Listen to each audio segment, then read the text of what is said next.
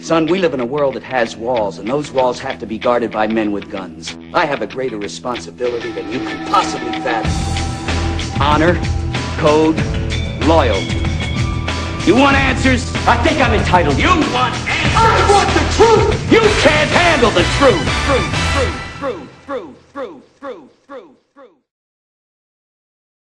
Hey gang, Dave Parise Fitness. This is part 2. We're going to talk about a day at the Deltoid today. I just want to show you what I'm drinking here. Most people say I talk really quick. It's because of my guru. My guru is my natural Red Bull, all natural and organic. Love it. Okay, here we go. The day at the shoulders. Dave Parise Fitness is based on true anatomical function. So today we're going to talk about shoulders. This video series is not only based on proper form, but how it relates to maximum muscle stimulus.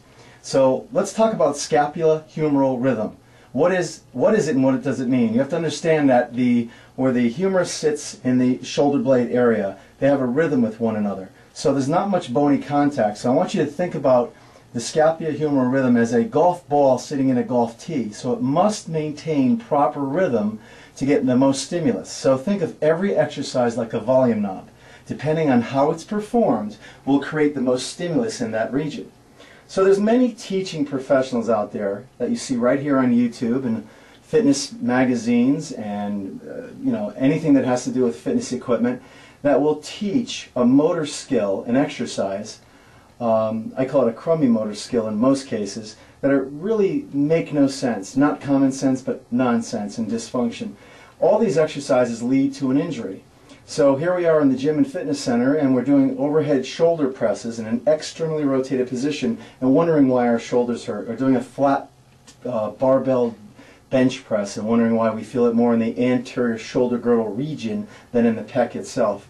So there really is no one perfect exercise, but there is a strong position you must maintain while exercising. When you apply load inappropriately, you deviate from the goal. I want to say once again, do not do an exercise based on the way it looks because it looks cool or you feel it. Exercise is based on sensation in someone's own perception. We invented it, of how an exercise should be performed. So this video, A Day at the Deltoid, captures the best hypertrophy-based exercises. Hypertrophy just means the growth of muscle tissue. You could call it bodybuilding if you will. Shows you the best exercises for the shoulder region. So enjoy it, but most importantly, learn. And remember, it's really hard to handle the truth. Here we are at Gold's Gym in New Haven. The Montanari brothers, good friends of mine, were accommodating enough to let me use their facility. So here's what we're going to do. We're going to go in there and we're going to create exercises based on the way the shoulder girdle works. Not some sensation, not some hokey-pokey movement to sell a product. This is the way the shoulder joint, its specific finite functions, we're supposed to move under load application. This is the truth about exercise. We're not going to show you anything today based on sensation. When I say we work in the middle deltoid, the front deltoid, the extension group, anything that retracts the shoulder girdle. When I say we work in the traps, this is the most efficient anatomical way to work the body, hands down. Challenge me on this, write me, ask me questions because I'll be happy to answer you. All based on anatomy and the way the body functions, not sensation-based training. Let's go inside Gold's and check out the Montanari's facility.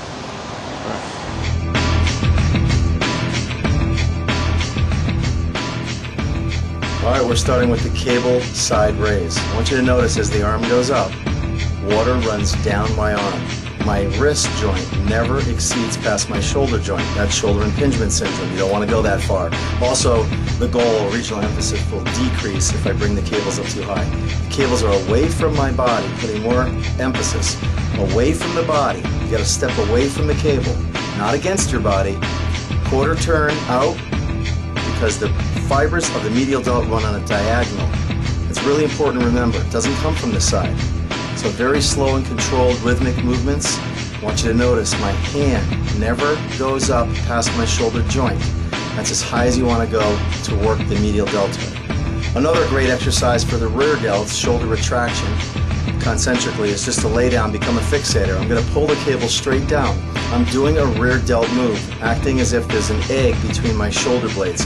Holding that position, coming up slow, driving my elbows to the ground. As I drive my elbows to the ground, not pull with my hands, I retract those shoulder blades. Another exercise I can do, just to set it up a little bit to have some variety in the program, I can do a pull from a lat pull bar. I'm on a lat pull bar, my legs are straight out, increasing a long lever arm. That long lever arm makes it very difficult. I'm doing the same exact exercise you just saw on the floor, only I'm opposing gravity. As I fatigue, I bend my legs to decrease the lever arm and I continue the exercise. Again, I'm still in that rear delt move. I haven't changed a thing. Nice and slow. Now I'm going to start to fatigue, so I'm going to hold that last repetition when I fatigue. Right about here, I'm going to hold the position. Okay, I'm just going to pulse nice and light, draw the shoulder blades back, last repetition, and then I'm out. Another variation, if your gym has a Smith machine, again, my legs are extended out on a bench in front of me, and I'm just doing the same exact exercise, but here's the difference. What I want you to notice is the angles of my arm. Water runs down my arm slightly. My elbows are an exact 90 degrees of elbow flexion. Always set your hands up in that position right there before you continue. That's your start position. Now we're talking about shoulder shrugs. Please don't pull your shoulders to your ears. Your traps don't attach to your ears. It's up and back. Up and back. I want you to imagine as if you're pulling your shoulder blades up behind your neck like there's an egg on the back of your neck where you're trying to crack. Shoulder elevation, up and back. Right now I'm just changing the load application by using a cable machine, bottom pulley, up and back, nice and slow, up and back. Notice the position of the shoulders, up and back. I'm not pulling my shoulders up to my ears, I'm pulling them up and back.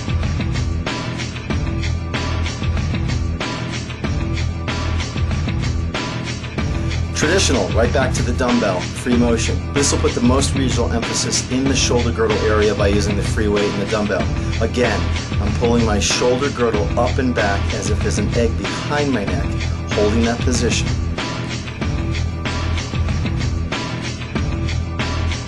Okay, we talk about shoulder press, overhead press. We're going to use a slight incline, scapula anchoring. I'm going to sit down. I do not want to sit straight up on this. I want to put emphasis in my anterior shoulder girdle muscle. So, not this position, bring your arms in. There you go, right there. Now we're going to add resistance to this. Here's what the motion looks like without the dumbbells. Presto. Okay, straight up, straight down. We have scapula anchoring. The weight and the load goes through my arm, down into the bench, and back up the system. This is the most efficient and strongest position I can be in.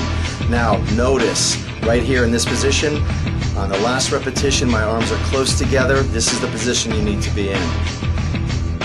This has been another segment of Dave Parise Fitness. Remember, if you tell the truth, you don't have to remember anything. Can you handle the truth? Honor, code, loyalty.